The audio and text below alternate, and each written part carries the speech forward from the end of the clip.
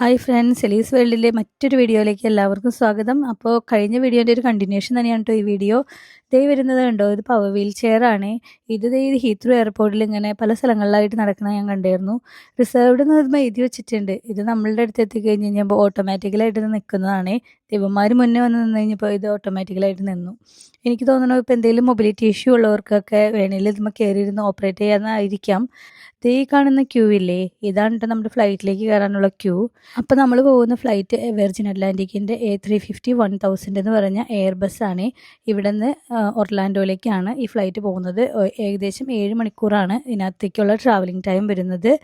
ഇത് എക്കണോമിക് ക്ലാസ്സിൻ്റെ ക്യൂ ആണ്. നമ്മൾ അപ്പർ ക്ലാസ് ആണ്. എന്നിരുന്നാലും എനിക്ക് തോന്നുന്നു അപ്പർ ക്ലാസ്സിൻ്റെ ബോർഡിങ് ഓൾറെഡി കഴിഞ്ഞിരുന്നു. ഹെലിനെ നമ്മൾ ടോയ്ലറ്റിലൊക്കെ കൊണ്ടുപോയി വന്നപ്പോഴേക്കും ലേറ്റായി പോയിരുന്നു. പിന്നെ ഇവിടുന്ന് ആദ്യം ചേട്ടായി പോയെങ്കിലും ഇവരാരും വഴി മാറി കൊടുക്കാത്തത് കൊണ്ട് ഞാൻ പിന്നെ അതിൻ്റെ മുന്നേ കയറി നിന്ന് വഴി വെട്ടിയിട്ടാണ് പോകുന്നത് കേട്ടോ. ചോദിച്ചിട്ട് വേണം പോകാനായിട്ട്. ദേ നിൽക്കുന്ന ആൾ ഒട്ടും തന്നെ മാറി തരുന്നുണ്ടായിരുന്നില്ല. പിന്നെ ഡിസേബിൾഡ് ചൈൽഡ് ഉണ്ട്, അത് ഇതെന്നൊക്കെ പറഞ്ഞിട്ടാണ് ഒന്ന് മാറി തന്നത്. വേറൊന്നും കൊണ്ടല്ല, അവൾ ഭയങ്കരമായിട്ട് ടയേർഡായിരുന്നു.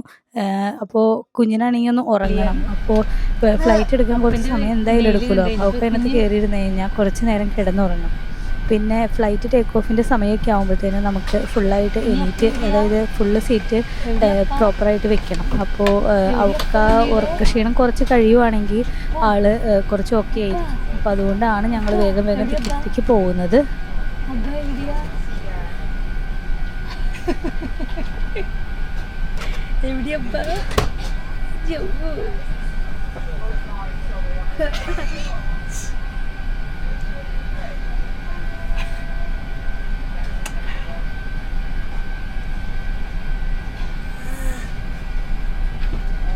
പിന്നെ ഉണ്ടല്ലോ, ഈ സീറ്റ് ബെൽറ്റിൻ്റെ പ്രത്യേകത കണ്ടോ, കാർ സീറ്റിൻ്റെ സീറ്റ് ബെൽറ്റ് പോലെയാണ്. അതുകൊണ്ട് തന്നെ ഇത് കുറച്ചും കൂടി സെക്യൂറായിട്ട് ആണെന്ന് എനിക്ക് തോന്നി. ഹെലി വീഴാനൊക്കെ ചാൻസ് കുറവാണ്. സാധാരണ ലാപ്പ് ബെൽറ്റ് മാത്രമല്ലേ ഉണ്ടാവാറുള്ളൂ. ഇപ്പം ഇങ്ങനെ ഒരു ഷോൾഡർ ബെൽറ്റും കൂടി ഉള്ളതുകൊണ്ട് അവളങ്ങനെ ഫ്രണ്ടിലേക്ക് കുറേ ആഞ്ഞ് പോകാൻ ചാൻസ് കുറവാണ്. പിന്നെ എൻ്റെ കൈയും കൂടിയും അവളൊരു സപ്പോർട്ട് ചെല്ലുമ്പോൾ നമുക്കൊരു ധൈര്യമുണ്ട്, അവളൊട്ടും വീഴില്ലല്ലോ. പിന്നെ ഇത് കാണുന്നതില്ലേ, ഇതൊരു പ്രൈവസി സ്ക്രീനാണ്. അപ്പം ഞാനത് പുഷ് ബാക്ക് ചെയ്ത് വെച്ചിട്ടുണ്ട്. അപ്പം നമുക്ക് ഇതിൻ്റെ ഇടയ്ക്ക് ഒരു പ്രൈവസിയുടെ ആവശ്യമില്ലല്ലോ.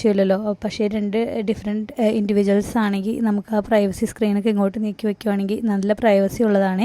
ഇപ്പോൾ ഉണ്ടല്ലോ, നമ്മുടെ ഫ്ലൈറ്റ് ഏകദേശം മൂവ് ചെയ്ത് തുടങ്ങി കേട്ടോ. ഹെലിക്കുട്ടി ഒരു കുഞ്ഞുറുകൊക്കെ കഴിഞ്ഞ് എഴുന്നേറ്റിരുന്നു. സാധാരണഗതിയിൽ ഈ വ്യൂസൊന്നും എനിക്ക് കാണാൻ പറ്റില്ലാത്തതാണ്. ഈ വ്യൂസ് എല്ലാം റെക്കോർഡ് ചെയ്തത് ചേട്ടായിയാണ്, ഞാനല്ല കേട്ടോ. പുള്ളിയാണ് വിൻഡോ സൈഡിലിരിക്കുന്നത്. എനിക്കൊരിക്കലും ഈ വ്യൂസൊന്നും കണ്ട് ആസ്വദിക്കാൻ സാധിക്കാറില്ല. ഭൂരിഭാഗം സമയത്തും ഞാൻ മിഡിലാണ് ഇരിക്കാറുള്ളത്. അതെന്തുകൊണ്ടാണെന്ന് വെച്ച് കഴിഞ്ഞാൽ മിക്ക ഫ്ലൈറ്റിൻ്റെയും സീറ്റ് ലേ ഔട്ട് ഇങ്ങനെയാണ് വരാറ്. 2 സീറ്റ് മിഡിലും ഓരോ സീറ്റ് വിൻഡോ സൈഡിലും ആയിട്ടാണ് വരാറ്. അപ്പോൾ അതുകൊണ്ട് ഞാനും ഹെലിയും എപ്പോഴും ഒരുമിച്ചാണ് ഇരിക്കാറ്. അപ്പോൾ അതുകൊണ്ട് എനിക്ക് ഈ കാഴ്ചകളെല്ലാം എപ്പോഴും മിസ്സാവാറാണ് പതിവ്. ഈ ഫ്ലൈറ്റെല്ലാം കിടക്കുന്നത് ഇതെല്ലാം ബ്രിട്ടീഷ് എയർവേസിൻ്റെ ഫ്ലൈറ്റ്സാണ്. കാണാൻ നല്ല രസമില്ലേ, അതായത് കുറേ ടോയ്സ് കൂട്ടിയിട്ടേക്കുന്ന പോലെ തോന്നുന്നില്ലേ. കുറേ ഫ്ലൈറ്റ്സ് കിടക്കുന്നുണ്ട്. ഇത് ഹീത്രൂ എയർപോർട്ട് ആയതുകൊണ്ട് തന്നെ ഒത്തിരി ഏറ്റവും വലിയ UK-യിലെ ഏറ്റവും വലിയ എയർപോർട്ടുകളിൽ ഒന്നല്ലേ ഇത്. അപ്പോൾ അതുകൊണ്ട് ഏറ്റവും കൂടുതൽ ഫ്ലൈറ്റ്സ് വരുന്നതും പോകുന്നതൊക്കെ ഇവിടുന്ന് തന്നെയാണ്. ഇങ്ങനെ ഫ്ലൈറ്റ് മൂവ് ചെയ്യുമ്പോൾ എൻ്റെ ഏറ്റവും വലിയ ടാസ്ക് എന്ന് പറഞ്ഞാൽ ഹെലീനെ സീറ്റുമേ പിടിച്ചിരുത്തുക എന്നുള്ളതാണ്. കാരണം എപ്പോഴും നമ്മൾ അപ്രൈറ്റായിട്ട് ഇരിക്കണം എന്നാണ് പറയുന്നത്, ടേക്ക് ഓഫിൻ്റെ സമയത്തും ലാൻഡിങ്ങിൻ്റെ സമയത്തും. അപ്പോൾ അവളെ ഉറക്കമൊക്കെ കഴിഞ്ഞ് അവൾ എണീറ്റിരുന്ന് കളിക്കുന്ന മോഡിലാണ്. അപ്പോൾ അതുകൊണ്ട് അവൾ അതിമേന്ന് എഴുന്നേറ്റ് പോകാനൊക്കെ ചാൻസ് ഉണ്ട്. അപ്പോൾ അതുകൊണ്ട് ബെൽറ്റൊക്കെ ഇട്ടാണ് കളിച്ചുകൊണ്ടിരിക്കുന്നത്. അപ്പോൾ ഞാനെപ്പോഴും അവളെ കൈ വെച്ച് പിടിച്ചുകൊണ്ടിരിക്കുകയാണ്. പിന്നെ എനിക്കാണെങ്കിൽ സീഷ്യസ് വരുന്നുള്ള പേടിയുണ്ട്. ഫ്ലൈറ്റിലേക്ക് കയറാൻ നേരത്തുള്ള ഒരു വീഡിയോ പോലും ഞങ്ങൾക്ക് എടുക്കാൻ പറ്റിയില്ലായിരുന്നു. ഞങ്ങൾ എപ്പോഴും ഫ്ലൈറ്റിലേക്ക് കയറുന്ന സമയത്ത് നല്ല ബിസി ആവാറാണ് പതിവ്. കാരണം ഹെലിൻ്റെ ബഗ്ഗി ഫോൾഡ് ചെയ്യുന്നത് ചേട്ടായിയാണ്. ഇത്തവണ പക്ഷേ ബഗ്ഗി ഫോൾഡ് ചെയ്തെങ്കിലും അത് താഴെ നമ്മുടെ ലഗേജ് ഒന്നും വെക്കുന്നിടത്തേക്ക് പോയില്ല. കാരണം ഈ ഫ്ലൈറ്റിൻ്റെ ഉള്ളിൽ തന്നെ അവരൊരു സ്റ്റോറേജ് ഏരിയ കൊടുത്തിരുന്നു. അപ്പോൾ അതുകൊണ്ട് നമുക്ക് അതിനകത്ത് തന്നെ സെക്യൂറായിട്ട് വെക്കാൻ പറ്റി. അപ്പോൾ നമുക്ക് ലാൻഡ് ചെയ്ത് കഴിഞ്ഞ് കഴിയുമ്പോൾ ആർക്കും വേണ്ടി വെയിറ്റ് ചെയ്യേണ്ടി വരില്ല ഈ ബഗ്ഗി കിട്ടാനായിട്ട്. ഇത്തവണ ബഗ്ഗി ഇതിനകത്ത് തന്നെയല്ലേ സ്റ്റോർ ചെയ്ത് വെച്ചേക്കുന്നത്. അതുകൊണ്ട് യൂഷ്വലി അങ്ങനെയല്ല, നമ്മളത് ഫോൾഡ് ചെയ്ത് അവിടെ ഈ അസിസ്റ്റൻസ് നിൽക്കുന്നുണ്ടാവും, അവരുടെ കയ്യിൽ കൊടുക്കുകയാണ് പതിവ്. ചില സമയത്ത് അവരത് നമുക്ക് ലാൻഡ് ചെയ്യുമ്പോൾ കൊണ്ടുതരും, ചില സമയത്ത് അത് ലഗേജ് വരുന്നിടത്തേക്കാണ് വരാറുള്ളത്. അപ്പോൾ അങ്ങനെ വരുന്നത് കൊണ്ട് തന്നെ ഇപ്പോൾ നമ്മൾ ഈ ബഗ്ഗിയൊക്കെ ഫോൾഡ് ചെയ്യാൻ നിൽക്കുമ്പോൾ ഞാൻ ഹെലീനെ എടുത്ത് ഫ്ലൈറ്റിലേക്ക് കയറ്റാറാണ് പതിവ്. ബാക്കിയിൽ നിന്ന് വരുന്ന ബാഗുകളെല്ലാം അവന്മാരും കൊണ്ടുവരും. അപ്പോൾ അവിടെ ഒരു ഹറിബറിയാണ് നടക്കാറ്. അപ്പം നമുക്ക് അങ്ങനെ ഒരു വീഡിയോ റെക്കോർഡ് ചെയ്യാനുള്ള സമയമൊന്നും കിട്ടാറില്ല. ഹെലിക്ക് ഞാൻ ഫ്ലൈറ്റിൽ വെച്ച് ട്യൂബ് ഫീഡാണ് കൊടുക്കാറുള്ളൂ. ആദ്യത്തെ ഫുഡൊന്നും അവൾ കഴിക്കില്ല. അവൾക്ക് ഉറക്കക്ഷീണം കാരണം കൊണ്ട് നമ്മൾ എന്ത് കൊടുത്താലും അവളത് കഴിക്കില്ല. അപ്പോൾ അതുകൊണ്ട് ട്യൂബ് ഫീഡ് നമ്മൾ റെഡി മിക്സ് ഫുഡൊക്കെ കൊണ്ടുവന്നിട്ടുണ്ടായിരുന്നു. അപ്പോൾ അതൊക്കെ ഞാൻ ട്യൂബ് വഴി കൊടുത്തു. ഇനിയിപ്പോൾ എൻ്റെ ഫുഡിൻ്റെ സമയമാണ്. അപ്പോൾ ഞാനത് കഴിക്കുകയാണ്. സാധാരണഗതിയിൽ എനിക്ക് ഇങ്ങനെ ചൂടോടുകൂടിയൊന്നും ഫുഡ് കഴിക്കാൻ സാധിക്കാറില്ല. ഹെലി അതിന് സമ്മതിക്കാറില്ല. അവൾ ചിലപ്പോൾ എഴുന്നേറ്റ് നമ്മുടെ മേത്ത് കയറിയിരിക്കുമോ അങ്ങനെയൊക്കെ ആയിരിക്കും. അപ്പോൾ അവളൊന്ന് സെറ്റിലായി വരുമ്പോഴത്തേനും ഫുഡിൻ്റെ ചൂടൊക്കെ ആറിയിട്ടുണ്ടാവും. ചില സമയങ്ങളിൽ അവരോട് പിന്നെ മതിയെന്ന് ഞാൻ പറഞ്ഞ് ഇട്ടുള്ള സാഹചര്യങ്ങളൊക്കെ ഉണ്ടായിട്ടുണ്ട്. അങ്ങനെ വന്നു കഴിഞ്ഞപ്പോൾ സൂപ്പൊന്നും എനിക്ക് കിട്ടിയിട്ടില്ല. അവർ പറയുന്നത് റീഹീറ്റ് ചെയ്യാൻ പറ്റില്ല എന്നാണ്.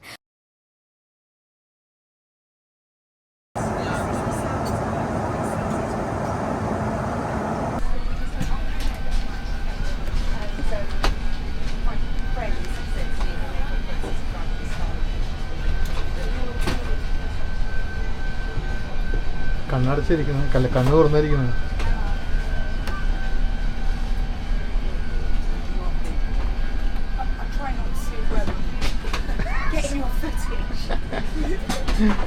Sorry, thank you.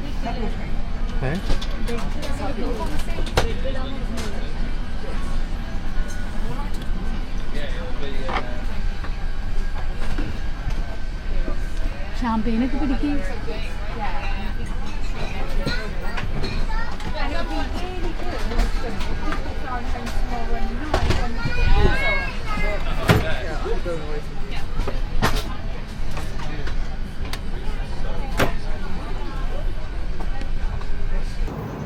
വെറുതെ കിട്ടണ കള്ളൊക്കെ പിടിച്ച് കിക്കായി ഒന്ന് വെക്കണൊക്കെ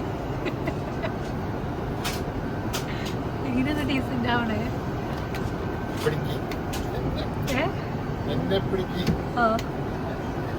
അവര് നിങ്ങളെ ഇറക്കി വിടും കേട്ടോ. അവര് കാര്യം പറഞ്ഞേക്കാം.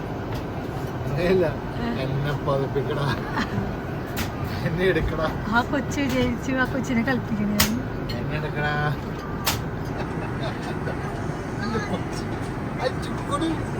അതിനോട് നിർത്തിക്കോ കേട്ടോ, അതിനോട് നിർത്തിക്കോളെ. ഹെലി അവിടെ നിക്കാൻ. ആ പ്ലേറ്റ് ഒക്കെ അവിടെ ഇരിക്കാണ്.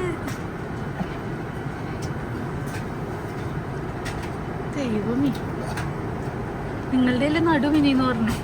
നടുമിനിന്ന് പറഞ്ഞു അവളെടുക്കണ്ട.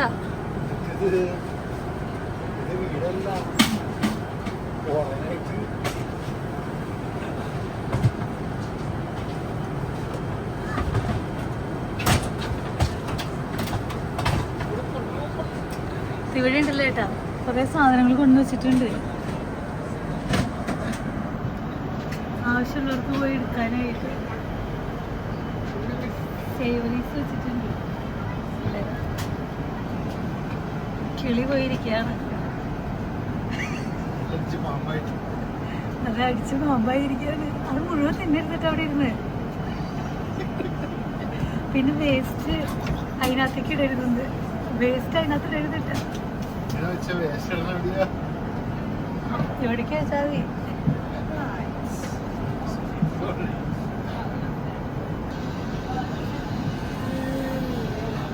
നിങ്ങൾ അന്വേഷിച്ചെടുക്കായിരുന്നു എന്നുള്ളത്.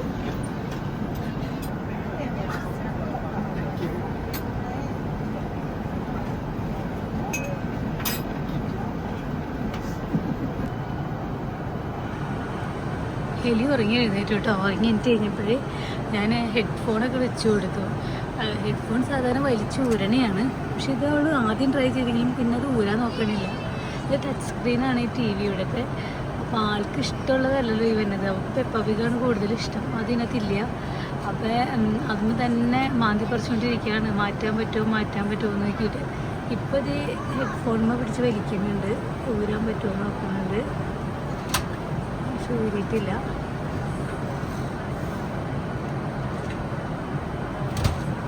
അപ്പോൾ അവൾ തൊടുമ്പോൾ മാറി വരുന്നുണ്ട്. അവളതങ്ങനെ കളിക്കുക.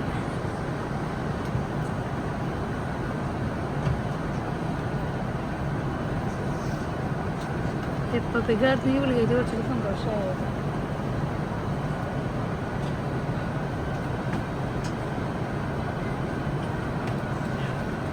അപ്പോൾ ഇതാണ് നമ്മുടെ പുഡിങ്, ഡിക്കീസ് ടോഫി പുഡിംഗ് എന്നാണ് പറഞ്ഞത്. പിന്നെ അങ്ങനെ ഒരുപാട് നേരമൊന്നും ആൾ ടി വി ഒന്നും കണ്ടിരിക്കത്തൊന്നുമില്ല. അപ്പോൾ നമ്മൾ എന്തെങ്കിലും ആക്ടിവിറ്റിയൊക്കെ കൊടുക്കണം, അല്ലെങ്കിൽ കുറച്ച് നേരം കഴിയുമ്പോൾ എണീറ്റ് ഓടാനൊക്കെ നോക്കും. അപ്പോൾ അതേ ഞാനിങ്ങനത്തെ സാധനമൊക്കെ കൊണ്ടുവന്നിട്ടുണ്ടായിരുന്നു കളിക്കാനായിട്ട്. അവർക്ക് ഇതൊരു സെൻസറി ടോയ് ആണ്. അപ്പോൾ അതിങ്ങനെ വലിച്ചൂരി കളിക്കാൻ അവർക്ക് ഇഷ്ടമാണ്.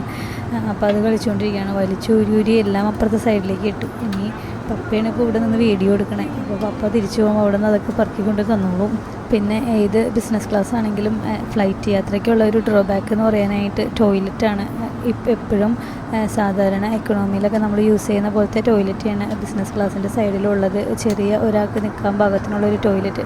അതിനകത്ത് വെച്ച് ഇവളെ ചേഞ്ച് ചെയ്യാന്ന് വെച്ച് കഴിഞ്ഞാൽ ഭയങ്കര പാടാണ്. ഇപ്പം കുറച്ചൊക്കെ എനിക്ക് മാനേജ് ചെയ്യാൻ പറ്റും. ചേട്ടായിയുടെ ഹെൽപ്പ് കൂടി ഉള്ളതുകൊണ്ടാണ് കേട്ടോ ഞങ്ങൾക്ക് ചേഞ്ച് ചെയ്യാൻ പറ്റുന്നത്. ചേട്ടായി പുറത്ത് ഡോറിൻ്റെ സൈഡിൽ നിന്ന് ഞാൻ ചോദിക്കുന്ന സാധനങ്ങളെല്ലാം എനിക്ക് തരും. അങ്ങനെയാണ് ഞാനിവിടെ ചേഞ്ചൊക്കെ ചെയ്യുന്നത്. കുറച്ചുകൂടി കഴിഞ്ഞ് കഴിഞ്ഞാൽ എനിക്ക് കൂടിയും ബാത്റൂമിൽ നിൽക്കാനുള്ള സ്പേസ് ഉണ്ടാവില്ല. പലരും ഇങ്ങനെ ചോദിക്കാറുണ്ട് എങ്ങനെയാണ് നിങ്ങൾ ബാത്റൂമിൽ ചേഞ്ച് ചെയ്യുന്നതെന്നൊക്കെ. അപ്പോൾ ഇതാണ് ഏത് ബിസിനസ് ക്ലാസ്സിൽ പോയാലും ഇത് ആണ് ഉള്ള പ്രശ്നങ്ങൾ. മാത്രമല്ല നമ്മളിപ്പോൾ എയർപോർട്ടിൽ ലോഞ്ചിലാണെങ്കിലും എയർപോർട്ടിൽ ഏതൊരു ടോയ്ലറ്റിലാണെങ്കിലും ഡിസേബിൾഡ് ടോയ്ലറ്റിൽ ഹോയിസ്റ്റ് ആക്സസ് ഒന്നും ഇല്ല കേട്ടോ. നമ്മൾ സാധാരണഗതിയിൽ വീൽ ചെയറാണെങ്കിൽ വീൽ ചെയറിൽ നിന്ന് ഇവിടുത്തെ ടോയ്ലറ്റിൽ വെച്ച് ചേഞ്ച് ചെയ്യാൻ കുറച്ചുകൂടി ഒരു ബിഗ് ടോയ്ലറ്റ് ആണെന്നേ ഉള്ളൂ. നമുക്ക് ചേഞ്ച് ചെയ്യാനുള്ള ഫെസിലിറ്റീസേ ഉള്ളൂ. കാരണം ഈ അതായത് ഹോയിസ്റ്റ് ഉപയോഗിക്കുന്ന പാരൻസ് എന്നോട് ചോദിച്ചിട്ടുണ്ട് എങ്ങനെയാണ് എന്തെങ്കിലും ഫെസിലിറ്റീസ് ഉണ്ടോ എന്ന്. അപ്പോൾ അങ്ങനെ ഒരു ഫെസിലിറ്റീസും ഫ്ലൈറ്റിലും ഇല്ല, എയർപോർട്ടിലും ഇല്ല കേട്ടോ. പിന്നെയാണെങ്കിൽ നമ്മളിവിടെ ഫ്ലൈറ്റ് ബുക്ക് ചെയ്ത് കഴിയുമ്പോൾ തന്നെ അവരുടെ ഒരു മെഡിക്കൽ ഫോമൊക്കെ നമുക്ക് ഫില്ല് ചെയ്യാനുണ്ട്.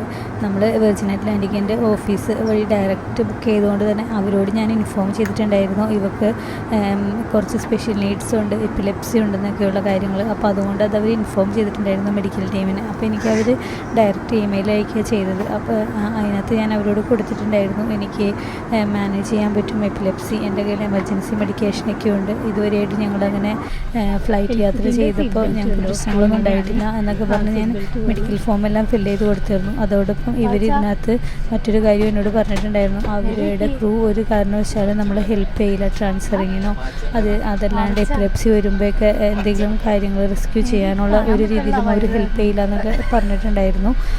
അത് ഉള്ളതാണ്. അപ്പോൾ ഞങ്ങൾ 2 പാരൻസും ഉണ്ട്, ഞങ്ങൾ മാനേജ് ചെയ്തോളാം എന്ന് പറഞ്ഞിട്ട് തന്നെയാണ് ഞാൻ ഫോമെല്ലാം ഫില്ല് ചെയ്ത് കൊടുത്തത്. ഇവർക്ക് എപ്പോൾ വേണമെങ്കിലും നമുക്ക് ഡിക്ലൈൻ ചെയ്യാനുള്ള അവകാശം ഇവർക്കുണ്ട്. ഇതിക്ക് മുന്നേ ഞങ്ങൾ എമിറേറ്റ്സിൽ ഫ്ലൈ ചെയ്ത സമയത്ത് ഞങ്ങൾ എയർപോർട്ടിൽ വന്ന സമയത്ത് ഫിറ്റ് ടു ഫ്ലൈ സർട്ടിഫിക്കറ്റ് വേണമെന്നും പറഞ്ഞുകൊണ്ട് ഞങ്ങൾ പറഞ്ഞു വിട്ടതാണ് ഫ്ലൈറ്റിൽ കയറ്റാണ്ട്. പിന്നെ ഞാൻ ഹെലിയുടെ ഐപാഡ് കൊണ്ടുവന്നിട്ടുണ്ടായിരുന്നു. അപ്പോൾ അവർക്ക് ഇഷ്ടപ്പെട്ട പെപ്പാപ്പിക്ക് അവർക്ക് കാണാമല്ലോ.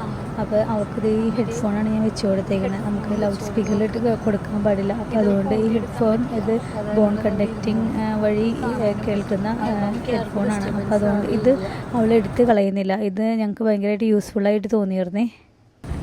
ഫ്ലൈറ്റ് ലാൻഡ് ചെയ്യുന്ന സമയത്ത് ഒരു ക്രൂസിലില്ലാതെ ഇരിക്കുന്ന ഒരാളൊക്കെ ഉണ്ട്. പിന്നെ ഈ ഫ്ലൈറ്റ് ബുക്ക് ചെയ്യാനുള്ള കാരണം എന്താണെന്ന് വെച്ച് കഴിഞ്ഞാൽ ഞങ്ങൾ ഈ ഹോളിഡേ പ്ലാൻ ചെയ്തപ്പോൾ മുതൽ ചേട്ടായി ഏറ്റവും കൂടുതൽ സെർച്ച് ചെയ്യുന്നത് ഞങ്ങൾക്ക് കംഫർട്ടബിൾ ആയിട്ടുള്ള സീറ്റ്, ഫ്ലൈറ്റിൻ്റെ സീറ്റാണ് നോക്കാറ്. കാരണം ഞങ്ങൾക്ക് എപ്പോഴും ഇങ്ങനെ ട്വിൻ സീറ്റ് വേണം. ഹെലി ഞങ്ങൾക്ക് എപ്പോഴും ആക്സസിബിൾ ആയിരിക്കണം. അവളെ ഞങ്ങൾക്ക് എപ്പോഴും കാണണം. അവളുടെ മേത്തൊരു കൈയെങ്കിലും ഉണ്ടാവണം. കാരണം ചില സമയത്ത് അവൾക്ക് വരുന്ന സൈലൻറ്റ് സീഷേഴ്സാണ്. അപ്പോൾ അത് ഐഡൻറ്റിഫൈ ചെയ്യണം. ഞങ്ങൾക്ക് 2 പേർക്കും എപ്പോൾ വേണമെങ്കിലും അവളുടെ അടുത്തേക്ക് ചെല്ലണം. അങ്ങനെയുള്ള രീതിയിലുള്ള ഒരു സീറ്റ് ഞങ്ങൾക്ക് വേറെ ഫ്ലൈറ്റിലൊന്നും അവൈലബിൾ ആയിരുന്നില്ല. എയർലൈൻസിൽ അവൈലബിൾ ആയിരുന്നു, പക്ഷേ അത് അയർലൻഡിൽ നിന്ന് മാത്രമേ ഉണ്ടായിരുന്നുള്ളൂ. പിന്നെ വേറെ ഫ്ലൈറ്റുകളൊന്നും, ഈവൻ ബ്രിട്ടീഷ് എയർവേയ്സൊക്കെ ഫ്ലോറിഡയ്ക്ക് ഉണ്ടെങ്കിലും അതിൻ്റെ സീറ്റുകളൊന്നും ഞങ്ങൾക്ക് പറ്റാവുന്ന രീതിയിലായിരുന്നില്ല. ഞങ്ങൾ ഒർലാൻഡോയിൽ ലാൻഡ് ചെയ്തു കേട്ടോ. ഒരുപാട് നേരം മുകളിൽ ചുറ്റിക്കറങ്ങി നിന്ന് 1 മണിക്കൂറിൻ്റെ അടുത്തെടുത്തു ഇത് ലാൻഡ് ചെയ്യാനായിട്ട്. ഇനി ഞങ്ങൾ മറ്റേ കസ്റ്റംസിലേക്ക് പോകണം. പിന്നെ ബാഗേജ് ക്ലെയിമൊക്കെ ഉണ്ട്. നമ്മൾ നേരത്തെ തന്നെ വിസ എടുത്തിട്ടുണ്ടായിരുന്നു. ഓൺലൈനിൽ അപ്ലൈ ചെയ്ത് അപ്പോൾ തന്നെ നമ്മുടെ വിസ അപ്രൂവൽ ആയിരുന്നു. അപ്പോൾ അതുകൊണ്ട് കുഴപ്പമില്ല. Welcome to the United States.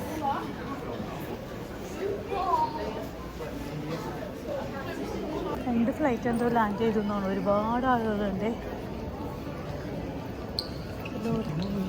പിന്നല്ലാണ്ട് നമ്മൾ എത്തിയിട്ടില്ലല്ലോ. ബാഗേജ് ക്ലെയിം കഴിഞ്ഞിട്ടാണോ customs?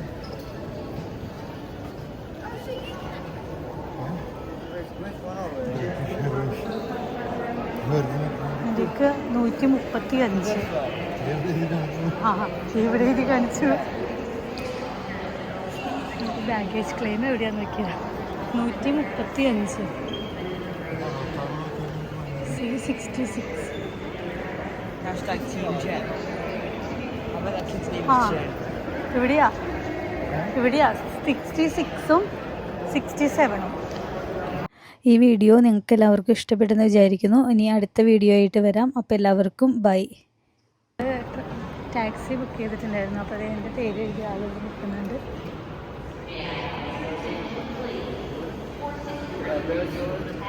ഹയ്യ 5. Can I take your trolley spot?